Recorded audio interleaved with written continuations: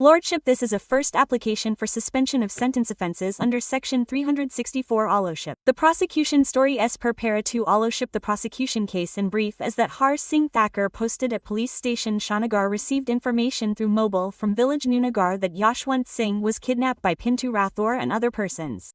On that information, when Har Singh reached Nunagar, Sukandi Rathore got a rural report written to the effect that Pintu Rathore, son of Sudama Rathore, who was in jail in a case in Rua about a year ago, Sudama Rathore had sold land worth 1 lakh rupees to get him bail. He had bought the land by paying cash, but when Pintu came out of jail, he used to say that his land has been bought at a low price. He has to pay more money for the land.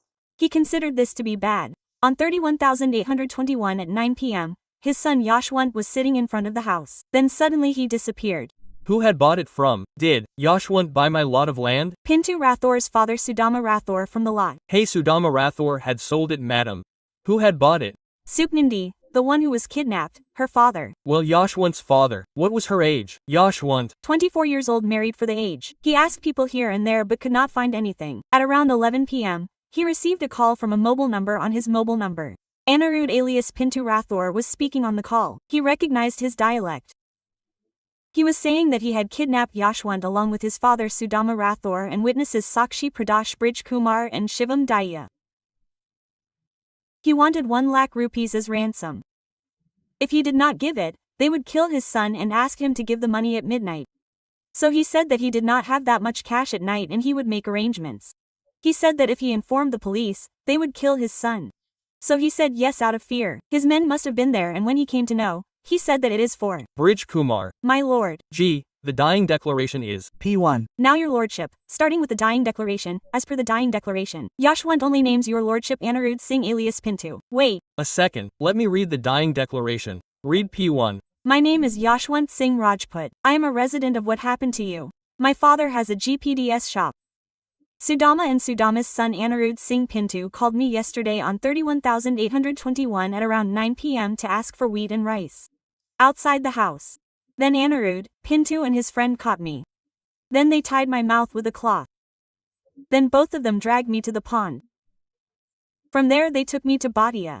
Then in Bhatia, Anirudh Pintu stabbed me in the chest. Then I fainted. When I gained consciousness at that time, Pintu took my number and made my father call and spoke to my father. Father sometimes 15 sometimes 12 whose names are there in the rural complaint. Now in the rural complaint all the accused have been noted on this date. Exhibit PSD Rural Nachi 9:15 and this is shown, the name of the person is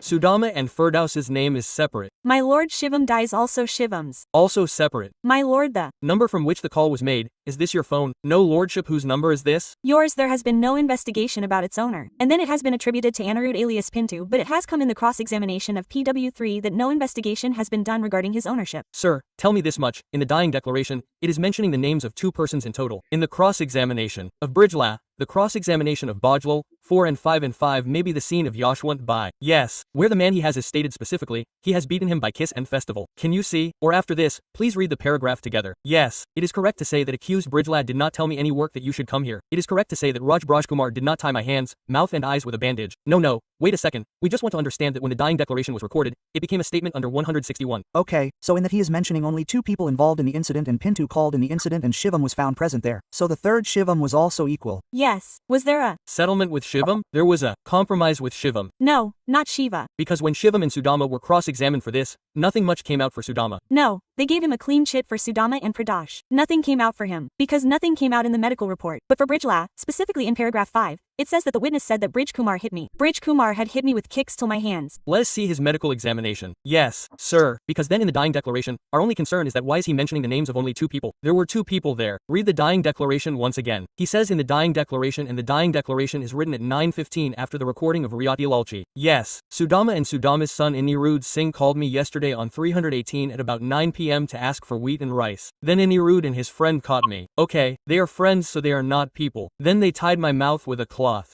Then both of them dragged me.